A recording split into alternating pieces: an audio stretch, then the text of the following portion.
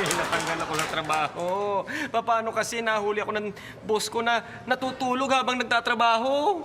Yan lang. Sobra namang higpit niyang boss mo. Oo nga eh. Ano ba trabaho mo? Driver.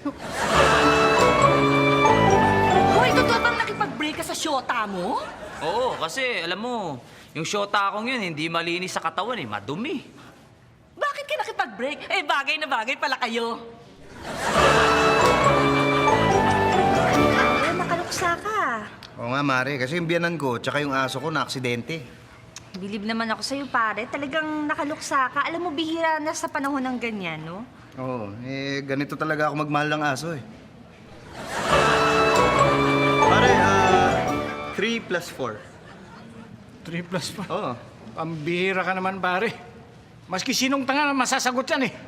3 plus 4. Kaya nga sa'yo ko tinanong eh.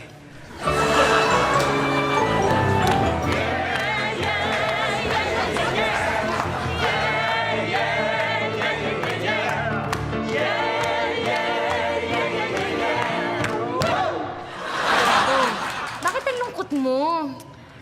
Kasi naman kahapon yung asawa ko nag-text ako sa kanya. Sabi ko maaga akong uuwi. Hay nako, naabutan ko ba naman sa bahay namin nandun sa kama? May kasamang ibang babae. Hay nako, baka hindi lang niya na-receive yung text mo. I-resent mo, no? Ma, break na ba kayo ng boyfriend mo? Totoo ba yun? Oo, kasi naman tong kuya ko eh. Bakit? Bakit ang kuya mo? Mahigpit ba siya at ayaw kanyang mag-boyfriend pa? Hindi, yung boyfriend ko nagkagusto sa kuya ko. Alam mo ba na mas maraming alam ang mga babae kesa mga lalaki? Ha? Talaga? Di ko alam yun ah. Kita mo na? Uy, Mare, may nabasa ako. Gumaganda raw ang tao pag kumpleto ang tulog sa gabi. Talaga? Puyat ka, no? Di ka na naman natulog. May insomnia ka? Kung tutulog ka nga!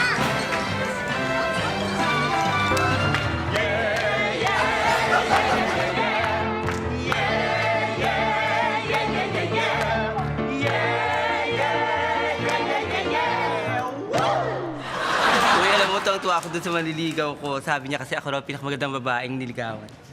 Alam mo, huwag mo na sagutin yun. Bakit? Umpisa pa lang, niloloko ka na eh.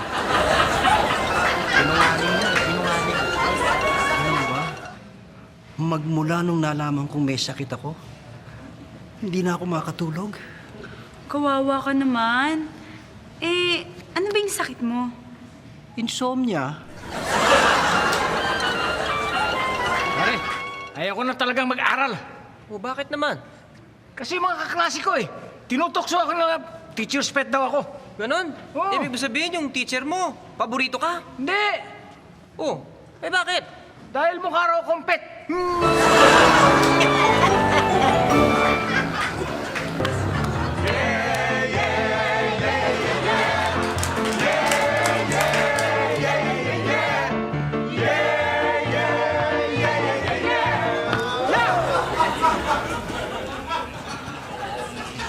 Bom, bom, bom.